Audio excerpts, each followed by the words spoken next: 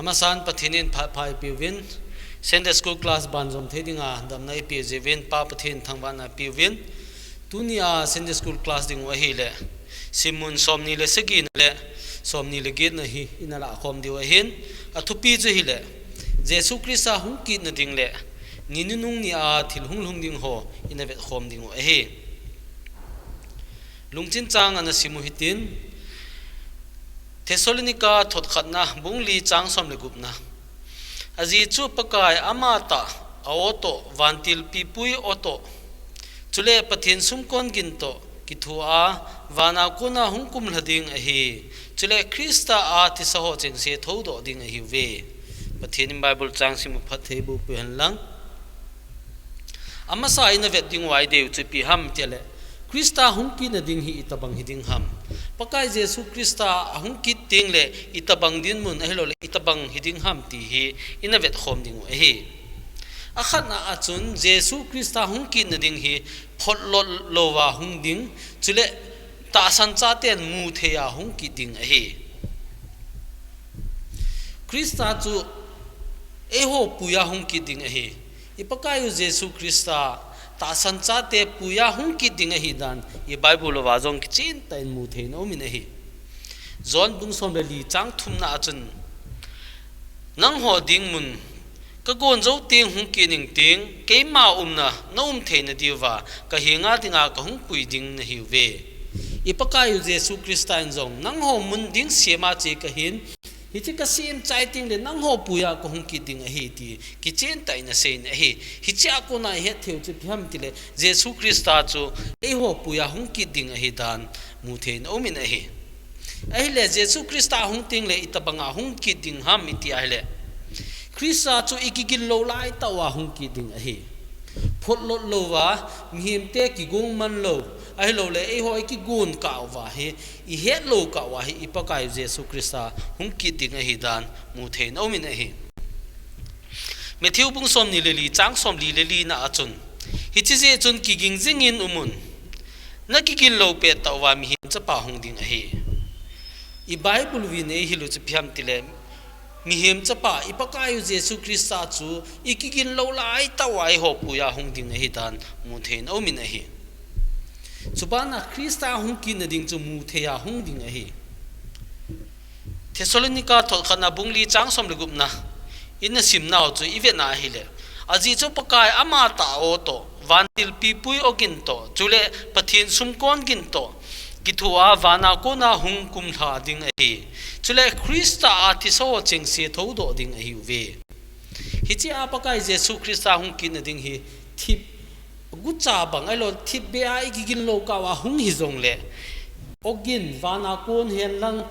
vantil ho akona ogin to hung ding hi ata san lo hon wang japun tin hin la ata san hon amu theiwa amu wa chule aza diu hi hichi ja chu ipakai Jesu Krista hi mi hem ten amu theya hung ki ding hi ani na achun Krista hung ki na ding inga lel diu hi Krista hung ki na ding hi nga inga lel diu hi thupon bung som ni le ni na chang som ni na achun jonin ipsm tele amen pakai Jesu hungin tin ana sein hi pathin cha di ta le pathin lungde lama hin khumang ho chun pakai Jesu Krista hung ki na ding hi anga le lovin hi ai le ta san cha khat hingala ai lo le ping tha cha khat ngala I bola pathin gam hung lun ding ai lo le Jesu Krista hung ki na ding hi inga le ji lo ham ti hi ki do na thei khat hi hichi inga le ji lo naw chu pi ji ham ti ale atam zo ai pathin lung dei lama hin khu ina man ji lo ji u chule le se nop san ai lo le nung chona chon sin na hin khu ina man kha ki ji tingule e ma a ki gin mo na ai lo wa hele e ma a pathin to I connection chu hoi lo ting le hichi a chu pathin hung ding hi anakinga lel lo khaji a hi ahin la pathin cha di ta lo la pathin lung dei lama hin khomang ho wang chun chu pathin Jesu Krista hung ki na ding hi anga le lo hi ngai lu John jing in jong amen pakai Jesu hungin tin ana sunin hi e ho jong ta san cha te Christian ho hin hit John in a say banga he pakai hungding hing nga lela yung angai na he Philippine bung thum chang som ni na chun e ho wang igam mi hi naw chu van chunga hung ki pan hin hi chi akona chu huing pa pakai Jesu Krista hungding kinem tai ngaw hi ipibola pakai Jesu Krista hungding hi ta san cha te hin ingal liu ham itia hele ta san cha te e ho hi leisien hi khul jin naw hin igam ai lo le imi hi naw di ta chu van gam a hi pathian kom ma chu e ho adinga imi hi naw a hi hichi ja chu pakai Jesu Krista hung ki na pa chu hichi igamu ai lo le imi hi naw mun izot niu a hi ja chu hichi chu ingale lo angai na hi ta san cha te ni ki naw chu leisi thil ho ai pun pakai Jesu Krista e ho puidinga hung ki na ding chu a hi ta san cha te hin ikinem naw leisi thilwa no sa na ai lo le thil chom ho hi a hi pun hin la pakai Jesu Krista hung ki na ama ko ma umdinga e hung puidingu chu ta san cha te ikinem naw a hi hichi ikinem na pau chu Christian khani inamang hil teng le hichi Jesu Krista hung ki na ding hi kinga le lo khazi hi hichi ji a chu atha igel lo ding chu piham ti ale ta san cha ten ikinep naw chu leisi thil ho hi pun hinla ipakai Jesu Kristan e hung puiwa ama ko ma yum ding pau chu a hi zon a hi hichi ji a chu Christian di ta san di ta kha chun Krista hung ki na ding hi anga le la hi athum na chun Krista hung ki na ding phat i he po ve pakai Jesu Krista chu e ho puya hung ki ding a hi tiwang i he win a hin la i ti phal le hung ding ham ti hi koi man a he pun a he Matthew bung som ni lenga chang som le thum na chun ani khole ani dan ta na he lo ji on ki gingun i Bible in jong ki che ta e hi lo chu pyam tile i pakai Jesu Krista chu i ti phal le hung ding ham i ti hun le hung ding ham ti hi koi man a he lo ji a chu ta san cha te chu Jesu Krista hung ki na ding hi inga lelwa ki ging zinga yum dingu a hi dan Bible in jong e se pi win a hi Mark bung som le thum chang som thum le ni na chun pa ti lo ani khole ani dan ta chu wana van til le chapan jong koi man he poi Krista hung ki na ding hi pa pathin tai lo koi man a he lo hi dan ipakai Jesu Krista an se na hi chapa Jesu Krista lang van til hoi jing jong pakai Jesu Krista e ho puya hung ki na ding phan hi a het lo a hi hin la pa pathin bo in a het a hi ai le pakai Jesu Krista tu ni ha en hung tale na ki go zo hinam hi chia question ki do the chu pi ham tile pakai Jesu Krista chu ikigin lo lai to hung ding a hin chubana chun koiman iti phana hungding ham ti hi aki hepun a hi le tu ni hin ipakai Jesu Krista tu zan ham ai lo le jing ham le hung tale iki go zo hinam ti chu ye to na ikine theu khat chu a hi Krista hung kin ding he koiman he povin hi chi a chu kiging chinga ding hi dan pathinin mun tam ta ina se pi win a hi ipakai Jesu Krista e ho puya hung kin ding pha chu party lo koi man a het lo a hi chi a chu I Bible zinga zong isima Matthew bung som ni lenga chang som thumna yan lang mun chom sim jong le ipakai Jesu Krista jing in jong ta san cha te chunga na se pi chu piam tile koi man he poi chi chun kiging jing in umin tin eina thulha na hi chi a chu ta san cha te hi iti pha na ipakai Jesu Krista hung jong le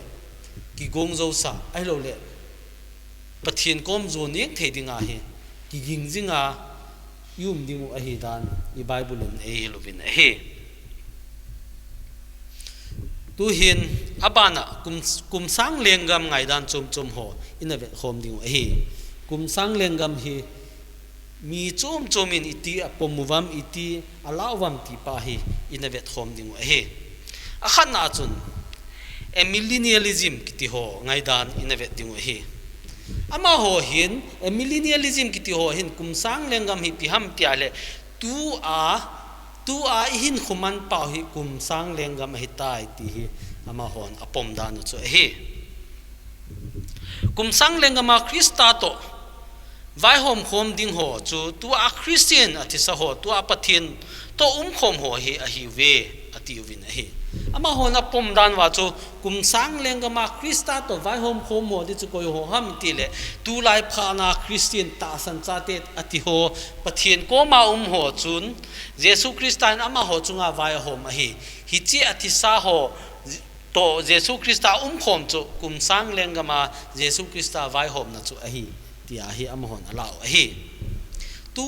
ta hi jesu christian athi hola ta san cha te athi hola vai hom pa chu ama hon ala dan wa chu hi chi chu hi kum sang lengam tia hi apom hi hi chi ngai dan hi millennial akitin aji chu tu nung ting le kum sang vai hom na elo le kum sang lengam kiti hi talo ding hi jesu christa hung ki zo ni ting le hi che kum sang lengam kiti hi talo ding hi tu pe ta hi kum sang lengam hi ti hi ama hon ata san chu hi hi che ho bung phan hi krista hung ka sia che zom pe ding hi tu ayum phano tu phat hi ho bung phat a hin hi che ho bung phat hi che zom pe a hi tia chu jesu christa hung ki ni ting le bo hi che ho bung phan hi ki chai ding hi chule jesu christa hung ki ni ting le millennial alola kum sang lengam iti pa chu talo a hi ti hi ama hon ata san dan chu hi krista hung ki ni ting chule ta san lo ho thakana kai thowa diu ata san ho pathin ko ma chi diu ata san lo ho chu thutana diu hi jesu christa hung ki ni ting le ata san ho hen lang mi hem le sin an mi hem ho zo si ata san lo chon pha le chon si cho bo na kai thowa dingu chon pho chu pakai ko ma sola dingu chon si ho chu thutana ding hi ti hi ama hon ata san hi ani na chun post millennialism ho pomdan innovet ki ding hi kum sang lengam ki chai zo ting le krista hung panding hi ama hon jong apom dan chu piam tile kum sang lengam ki chai zo ting le krista hung panding hi ti hi apom hi ama hon ni piti apom wam tiale ho bung hi hung machal in tin ho bung hin vanu hin lo so ding chu ten chule kum sang lengam hung ki panding hi ho bung hi hung machala hi cha chu vanu li se pumpia hi atam zo le si na mi him te atam zo hin ho bung hi ahin pomwa ho bung nga hung umuwa hi cha hung zo ting le kum sang lengam le si na hi ding hi ti ama hon ata san chu hi kum sang lengam sunga hi le si sunga chon phana do in tin zo ting chule krista hung ki ding hi hi che ho bungin vanoi le sit atam zo hin lo su zo ting le kum sang lengam hung ki panding kum sang lengam ting le hi ti achu chon phatna mi phatna ho hi tu a sit na ho hi phatna na hin zo ding chiting chule krista hung ki ding hi ti hi post millennialism hon ata san chu hi krista hung ki ni ting chule ta san cha te le ta san lo ho ta khana kai thowa diu thutana diu hi millennialism ho ta san to ki bangin amo jong ta san chu piam tile krista hung ki ni ting le krista hung zo ni a kum sang lengam tlo ding au masanga ding ahung ki ni ting chule mi thi ho chon pha lang chon si jong le abo na kai thowa dingu chon ho chu pathin ko ma chi dingu chon si ho chu thutan na ding hi ve ti chu ama hon ata san chu hi chule eti zo ting chule van tha le tha min tin cha chu ton sot gam chu ki panding hi ti hi post millennialism ho ta san chu hi athum na pre millennialism hi cha in chini min akhan na chu classic a hilo le historic pre millennialism hi ama oi thang pia ngai dan lui pen ho loi choi ta na hi hobung khang hung ki chai ting le gim thu na hung ding a hi ama hon apom dan wa chu hobung khang tu hi hobung khang a hi tu ayum lai tau hi hobung khang hin hi chi hobung khang yung ki chai in tin gim thu na tribulation iti pa chu hung ki panding a hi ti hi ama hon ata san chu hi gim thuna ki chaiting le krista hung ding chule kum sang lengam atun do ding a hi hi chi gim thuna pa chu hi chi hobung ki chaiting le gim thuna ding gim thuna ki chai pha ting le jesu krista hung ki na hi chi a chu kum sang lengam ki ti chu hung ding a hi hi chi kum sang lengam a chu kai thowa ho chu to jesu krista in vai a hom ding a hi ata san cha te hi cha kai thowa ho zo si chu to jesu krista in vai a hom ding a hi ti hi ama hon apom da nu chu hi kum sang lengam sunga hi setan ko hu mong be ya kum sang kha sung ki hending hi amona ta san ju piam tel kum sang lengam sunga hi setan ki hending ko hu mong be sunga ki hending kum sang lengam ki chai teng le setan ha do ding krista zui mai ho a hin til do a krista do na gala sa diu azo di lo diu hi chi ko hu mong be ya chu setan ki ha do ding hi chi kum sang lengam ki chai ding kun ting le setan ung ki ha do in tin hi chi setan chun jesu krista hi che kum sang lengam sunga ana zui me alungel ta na zui lo ta san na di ta nei lo ho cho hin til do a hi cha chu gala sa ding hi chi lai muna chu azo di lo krista chu azo di lo ding hi chule mithi ho tu tan dinga kai tho hi ding a chai ting le ta san cha che ton sot ga ma lu diu hi cha chu hi chi gal ki chai ting le mithi ho chu thu tan na kai tho wa dingu ama ho thutan na ki chai teng le ton sot gam cho ki panding a hi ti hi ata san a hi premillennialism a anina chu pi ham tile dispensationalism a hi lo le hi chi hi e hon a hang pia e hon izuyu e ho ta san chu a hi e hon ita san le ipomu chu dispensational premillennialism thil hi a hi hichita sandung zuya hin Israel le hobung chu kibangpun thulun luya pathinin Israel te chunga atepi chu lungding Israel te chung bowa lungding ti hi ta sanun a hi Israel le hobung hi thakhat hilowa ama hi achum chum a hin Israel te pathinin anam len khat a hin pathin nam len a hi na zalwa pathinin akitep na pa chu Israel te chunga lungding a hi pakai jesu krista yo khela hung thi zowa jesu ta san hole oti pha laya pathin lung te lama hin ko anamang Israel cha te chu pathin thutep na chu changdiu a hi chi Israel te ti wanga chu jesu krista hung zowa jesu krista kisan lo ho chu chon pha ai lo le pathin cha ak sim thei di lo a hi jesu hung masanga Israel pathin lung te lama hin ko na mang ho a hin ai lo le jesu hung zowa jesu krista kisan ho chu pakai pathinin Israel te anatep pina promise anabol na ho chu hichi Israel mi te chu changdiu a hi tu hin dispensational ho tu hil dung zuya thil hung lung ding ho ai lo le kum sang lengam hi ama hon e itabanga hung lung ding ham ti hi inavet khom ding a hi ninunga thil hung lung ding ho e ho ta san dung zui chule bible a imuwa e ho ki hildan dung zuya ninunung ni le itabanga thil hung lung ding ham aba nei cha hin ve ding a hi hila hi chlai muna hi hoi ta detail ta hin selo ding hi aji chu pi ham tile simun aban ho a ho ab khat khana hi a detail ta ki sei ding ji a hi tua hi a step by step mai sei ding thu a hin detail ta pa wang chu ina selo ding a hi a khat na chun pathin ho na lama hla dai na le man na ninunung ni le pathin ho na pa hi khan to ai lo le machal che sanga chu hung hadai che ding a hi dan chu ye mu thein omin a hi bible chang mun khana na simutin timothy to khana bung thum chang khana pa changa sung hi ina vet ding a hi chi bible chang hi hoi tai sima hi le imu theu chu piam tele e ma ki ngai lu na ai lo le holama ngai lu na sanga thilchom ngai lu na leisin ngai lu na ai lo ale e ma chang ki ngai lu na henlang chule phatna hot bol na thil pha sanga thil se ngai lu na ki ho hi ninung nile hung ding a hi dan mu the no min a hi I Bible sung jong hoi tai sima hele ninung nile pat to cha ki ka ki thana ai lo le thil chom thil phalo chom I za ding wa hi ti hi mu the no min a hi hi che ho a ko na hi iga he theu pi ham ti le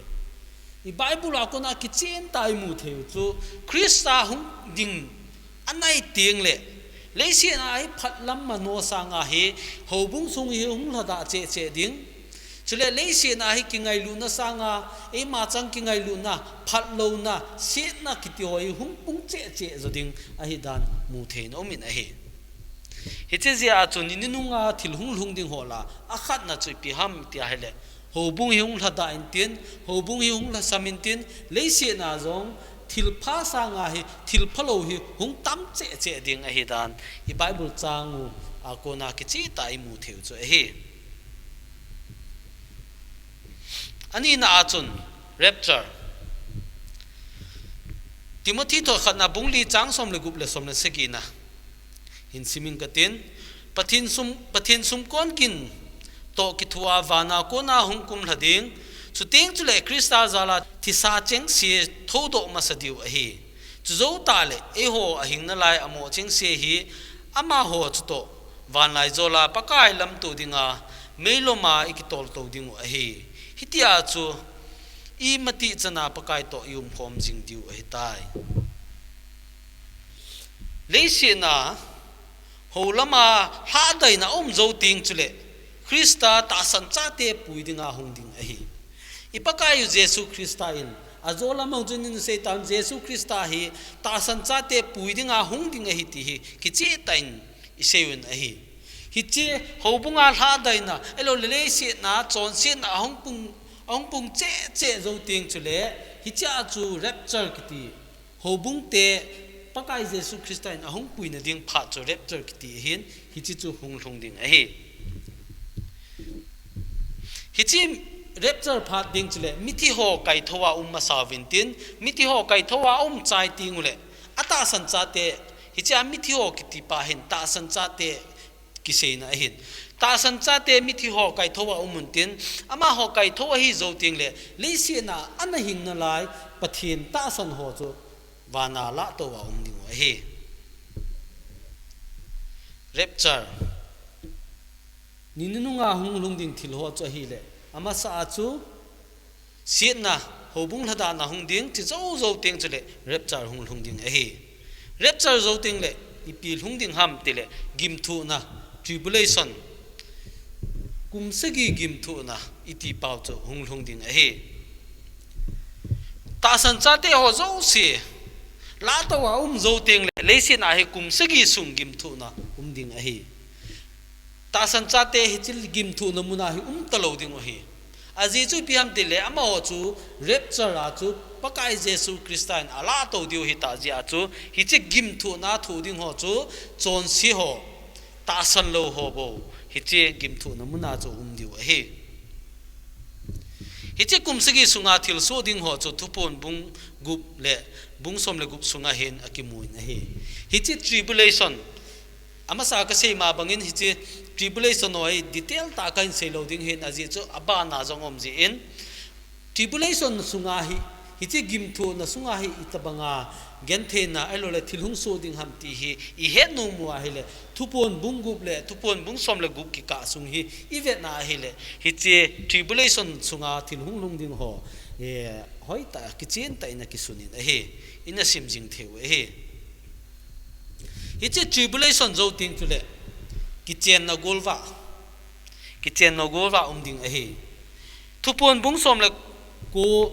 changsagi na chon ipi ki sunam ti le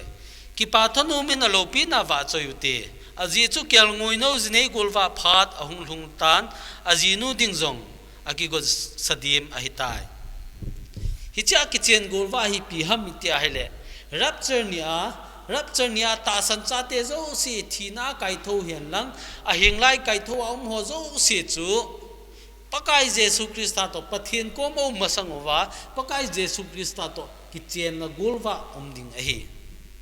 hicha ki chen na golwa zo ting le ama ho bung chu hichi ho bung chu pathin ko ma ding a hi hi cha hin alang pia ta san cha te ki manglo in hobung ki mangin hi hi chi hobung hi pi ki se na ham itia hele hobung chu ta san cha te tu a hobung universal church iti ho he ki se na hi hobung lepchara la to ho chu to krista ki chen na kin ding hi thupon bung som le ko chang sagi na jong ki chen tai ni mu the na hi che ki chen na golwa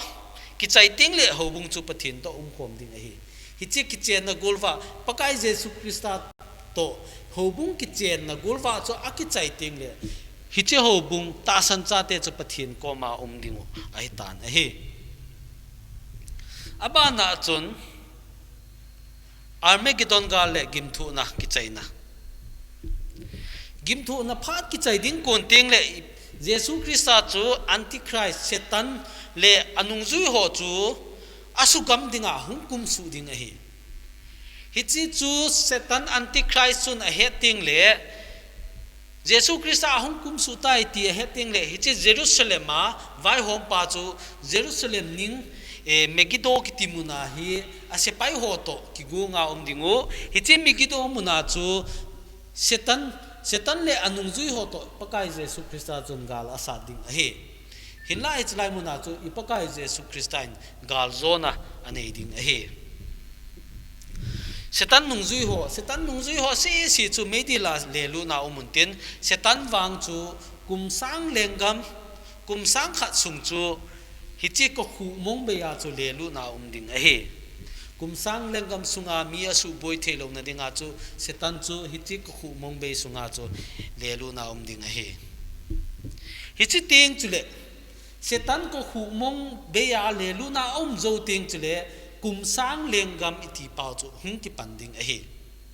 tribulation kumsagi umintin hichi zo ting chule aki chai ding kon chule jesu krista setan sugama hungding hicha setan to gala sa diu setan chu azo a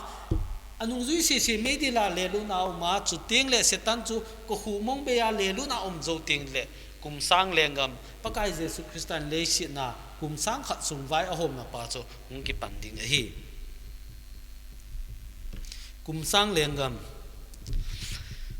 kumsang lengam sunga chu setan hi ko humong be isi ma banga chu ichilai muna chu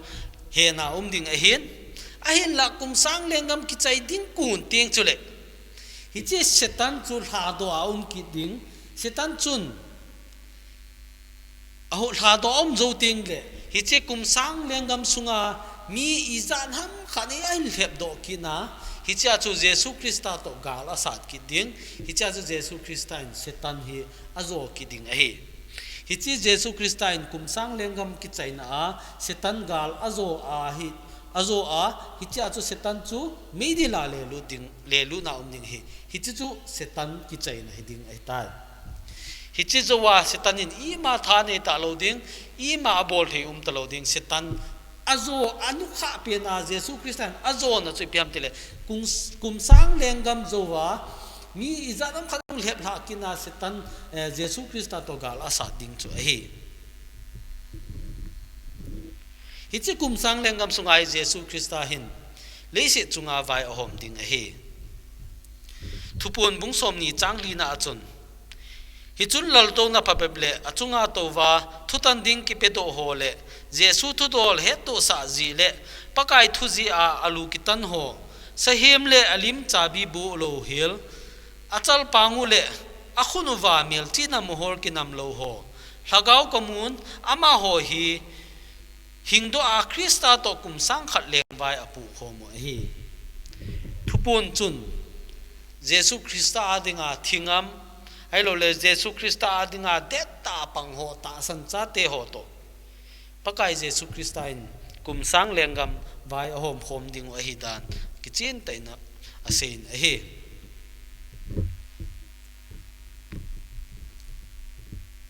hichi kumsang lengam ki chai ting le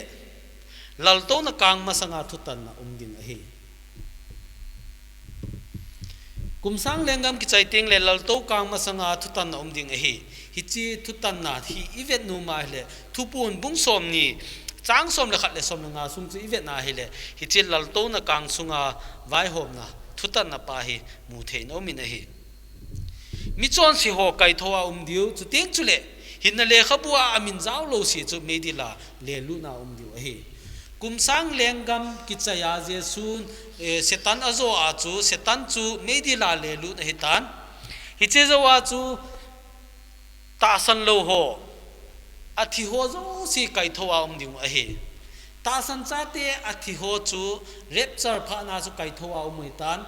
hi chi a tho nai lo ho chu koi ham ti le chon si ho chu tua hi thutan na hi kai thowa diu hi hi chi thutan na kai thowa ho chu vai ho ma thutan na diu hin na le khabu amin zau lo si chu me di la ki sol ding hi chu zo ting le again na chun van tha le tha thupun bung som ni le kha chang khat na chun chu zo in van tha le tha kamui i je ne miti le van ma sa le ma sa zo ki tol mang hi tan tui khang lin jong om ta poi hi chia thutan na setan chunga thutan na ai lo le chon si ho chunga thutan na aki chai ting le ipakayu jesu christa pathinin le sit hi asu manga van tha le tha asim ding hi chi a chu ta san cha te hing ding a hi akuna chun ton sot gam thutan na ki chaya hi che van tha le tha asim ting le hi chi akuna chu ton sot gam hi hung ki panding a hi ton sot gam chu itabang hi ding ham ti hi event nu ma hele thupon bung som ni le ni sung chui ve na hele ngai lu zonin a vizona pathinin vizona pi na van gam ai lo wa hele ton sot gam anop ding dan itabang hi ding ham ti hi kichin ta in thupon bung som ni le ni na ye akimun a hi hi chu chu hang pi a ipakai jesu christa hung kin ding le chule e ho ta san na kon chule bible a imu dung zuyuwa ninung ni le itabanga thil hung lung ding ham ti ina sei thi ho chu a hi hi chi je chun tu ni hin ninung ni a thil hung lung ding ho hi